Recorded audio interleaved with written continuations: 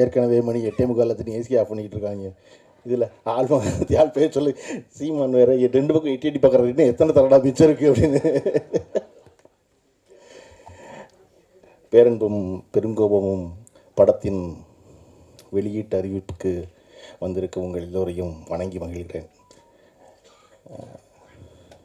இந்த படம் தொடர்ச்சியாக இந்த படம் பற்றி எல்லோரும் வாழ்த்தி பேசினார்கள். அதில் குறிப்பாக தங்கர் பச்சனின் மகன் அறிமுகமாகிற படம் என்பதால் தங்கர் பச்சனை பற்றி அதிகம் பேசினார்கள். நீங்கள் தங்கர் பச்சனை புரிஞ்சுக்கிறதுக்கு உங்களுக்கு நுட்பம் வேணும். 9 ரூபாய் நோட்டுன்னு ஒரு படம். 9 ரூபாய் நோட்டுனா என்ன? செல்லாது இல்லை. அப்படித்தான் ரொம்ப நாள் என் நண்பர் தான் சொன்னேன், அப்படி இல்லைடா, இந்திய நாணய அமைப்பில் மொத்தம் 9 ரூபா நோட்டு இருக்கான். 1 ரூபா, 2 ரூபா, 5 ரூபா, 10 ரூபா, 20 ரூபா, 50 ரூபா, 100 ரூபா, 500 ரூபா, 1000 ரூபா. அந்த படம் எடுத்தப்போ 9 ரூபா நோட்டு இருக்குது. அந்த 9 ரூபா நோட்டு பயனில்லடா, அதை விட அந்த மனுஷன் உயர்ந்த வேணாம் சொல்கிற 30 இல்லைக்கடா. நான் சொன்னேன், என்னடா படம் இத்தனை வருஷம் கழிச்சு எனக்கு சொல்கிறீங்க அப்படின்னு. இது புரியாமல் அந்த படத்தை 2-3 தடவை பார்த்துட்டேன்டா நான் அப்படி. அதை விட அண்ணன் சொல்கிறது ரொம்ப பிரமாதமான நுட்பம் இருக்குது. என்னென்னா, இந்த படத்தில் கதாநாயகனுக்கு விஜித்துன்னு பேர் வச்ச அண்ணன் ஒன்று சொன்னார் பாருங்க. நான்லாம் அதுலேருந்து மீளவே இல்லை. நான் நினச்சிக்கிட்டு இருக்கேன் அஜித்தில் பாதி விஜயில் பாதி விஜித்துன்னு. பார்த்தீங்களா, நீங்களும் அப்படி தான் நினச்சிருக்கீங்க. நம்மளாம் அந்த 9 ரூபா நோட்டை மாதிரி நினச்சவங்க எல்லாரும். அண்ணன் தான் சொன்னார், நான் ராத்திரி திடீர்னு முழித்தேன், எனக்கு இந்த பேர் ஒலிச்சிச்சு காதில், அப்படி தான் அந்த பேர் வச்சேன்னாரு. எனக்கு என்ன பிடிச்சிருந்துச்சுன்னா, அதை நம்ம நம்புகிறோமோ இல்லையோ, தங்கர் பச்சை நம்புறாரு பாருங்க. அதை இந்த பேர் எனக்கு காதில் ஒலிச்சிச்சு, அதை எல்லாரும் சொல்கிறாரு பாருங்க. அந்த நம்பிக்கை தான் ரொம்ப முக்கியம் சினிமாவில். இதை சொன்னால் நம்புவோம், என் நம்பர் மாதிரி நம்ம சொல்லுவோம் அப்படின்னு. அப்படி இந்த படத்தில் அறிமுகமாகும் விஜித் பச்சானுக்கு முதல்ல வாழ்த்துக்கள். இதை வேற சுசீந்திரன் வேற காதில் கேட்டதுன்னு தெரியாமல், தம்பி பேர் வர மாட்டேங்கிறாரு. நாங்கள் இவ்வளோ யோசிச்சு வச்சிருக்க ஒரு பேர், நீ மட்டும் பேர் வராதுங்கிறீங்க. அதனால தேவயானி அவர்கள் மிக சிறப்பாக தன் வீட்டு பிள்ளையை வாழ்த்துவதைப் போல, தன் வீட்டு பிள்ளையை கண்டிப்பதைப் போல, தன் வீட்டு பிள்ளைக்கு வழிகாட்டுவதைப் போல மிக நேர்த்தியான ஒரு பேச்சு பேசிட்டாங்க. நீங்கள் பார்த்தீங்கன்னா தேவயானி ஒரு 20 வருஷம் கழிச்சு தம்பி பிரமாதமாக பெரிய நடிகன் ஆயிடுவான். அவன் தம்பி அதை விட பெரிய நடிகன் ஆயிடுவான். ஆனதுக்கப்புறம் என்ன செய்வாங்க தெரியுமா? தங்கர் பச்சனை கீழே உட்கார வச்சுருவாங்க. தங்கர் பச்சனை கீழே உட்கார வச்சுருவாங்க முதல் வரிசையில். ஏன்னா அவங்க என்ன தெரியுமா கோவம் இருக்கும், நான் அறிமுகமாகறேன், மேடையில் உட்காந்துக்கிட்டு வர்றவங்க போகிறேன், எங்களை பேசாமல் எங்கள் அப்பனை பேசிக்கிட்டே இருந்தாங்க, இறாவுனை பழி வாங்குறேன் ஒரு ஆள் அப்படின்னு. ஆளாக கேட்டாரா, பார்த்தீங்களா என்னப்பா நீ படம் நடிக்கிறக்குள்ள எல்லா ரகசியத்தையும் கதாநாயகி தான் நீயும் சொல்கிற.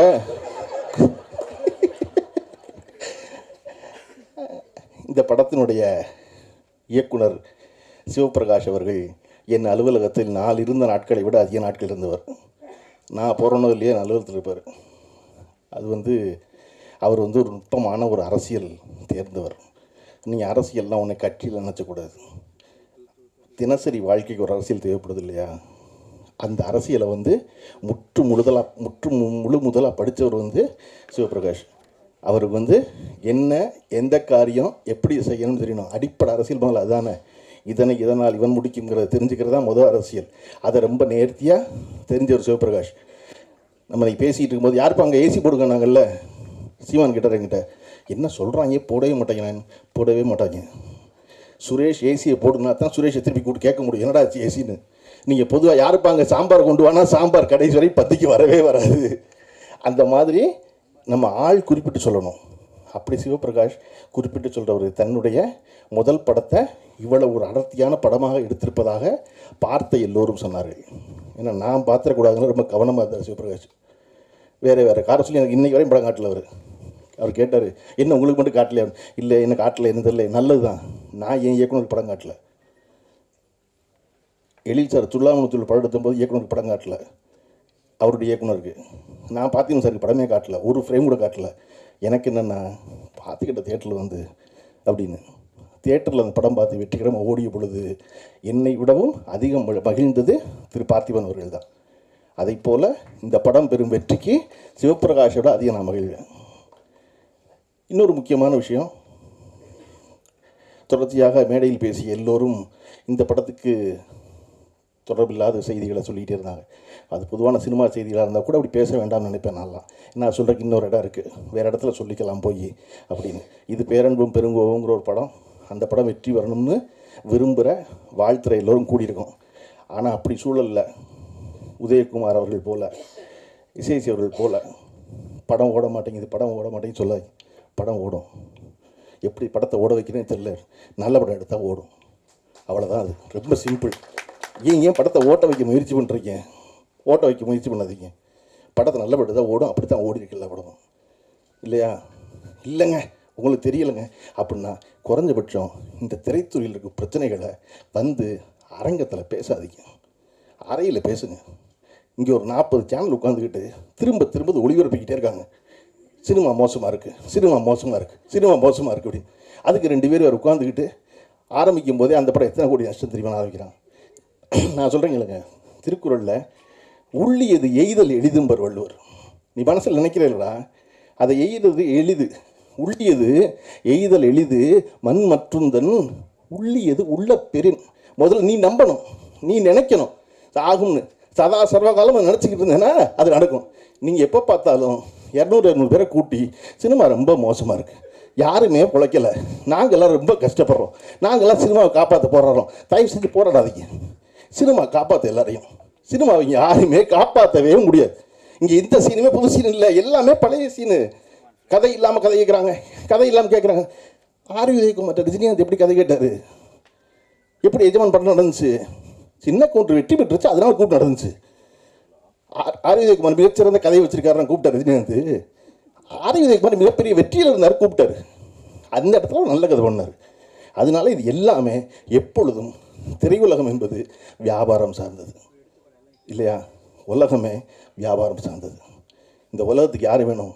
வெற்றி பெற்றவர்கள் வேணும், இல்லையா? திரும்ப இன்றைக்கி ஏன் தங்கர் பச்சன் அவர்களை குறிப்பிட்டுட்டே இருக்காங்க மேலே இருக்க எல்லாரும்? அவர் வெற்றி பெற்றவர். ஏன் தேவையானவர்கள் நன்றியோடு சொல்கிறாங்க? ஏன் சொல்கிறாங்க அப்படின்னா, எனக்கு எதுவும் தெரியாது, அவர் சொன்னார் பாரதி நடிக்க சொல்லி, அவர் சொன்னார் மறுமலர்ச்சி நடிக்க சொல்லி நான் போனேன்னு. அப்போ விஜித் பச்சனுக்கு இந்த மேடையுடைய டேக்கவே என்ன தெரியுமா? செய்தி என்ன தெரியுமா? இயக்குனரும் ஒளிப்பதிவாரும் சொல்கிறத கேட்டிங்கன்னா நீங்கள் வெற்றி படத்தில் இருப்பீங்க. உங்களுக்கு தெரியாது, அது அவர்களுக்கு தெரியாது, அவங்க செய்வாங்க அந்த வேலையை. அப்போ இங்கே வெற்றி பெறுவதற்கு மிகச்சிறந்த படங்களையும் மிகச்சிறந்த மனிதர்களையும் உடன் வைத்துக் கொள்வதுதான் முக்கியம். சிவபிரகாஷ் அவர்களுக்கு முதல் படத்திலேயே அந்த வாய்ப்பு அமைந்திருக்கிறது. அவர் வெற்றி பெறுவது முக்கியம். அதை விட ஒரு முக்கிய செய்தி, பொதுவாக இன்று சினிமாவில் என்ன செய்வது கேட்குறீங்க? சினிமாவில் ஒரு பெரிய ஒரு விஷயம் நடந்துகிட்டே இருக்குது.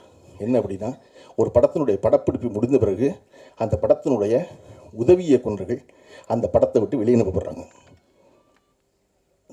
படம் ரிலீஸ் ஆக போகும்போது அந்த படத்தினுடைய உதவி இயக்குனர்கள் யாருமே இருக்கிறதில்லை. என்னுடைய இயக்குனர் அவருடைய படத்தில் எனக்கு பேர் போடும்போது உதவிய இயக்குனர்னு போட்டார் பார்த்திபன். அப்போ டைரக்டர் தான், இந்த படத்தில் அசிஸ்டண்ட்டாக வேலை செய்கிறான், அவ்வளோதான். உதவி இயக்குனர்னு பேர் போட்டார். அதை போல் ஒரு படத்தில் வேலை செய்யும்போது இன்றைக்கு இருக்கிற சூழலில் படம் முடிஞ்ச உடனே படம் வெளியாகிறது இல்லை, தாமதமாகுது. அந்த நேரத்தில் முதல்ல செலவை குறைக்கிறவங்க கண்டுபிடிச்சிருக்க வழி உதவி இயக்குனர் அனுப்பிச்சிடுறது. சிவபிரகாஷ் இந்த ஒரு வாரம் இந்த படத்தினுடைய இந்த முன்வெளியிட்டு ஆரம்பிக்கும் போது சகல வேலையும் ஒரு தனி மனிதனாக பார்க்க வேண்டிய கட்டாயம் இருந்ததுக்கான காரணம், இந்த படத்துடைய பட்ஜெட்டில் முதல்ல பண்ணுற ரெஸ்ட்ரிக்ஷன் என்ன அப்படின்னா அசிஸ்டன்ட் டைரக்டர் வீட்டுக்கு அனுப்பிச்சது.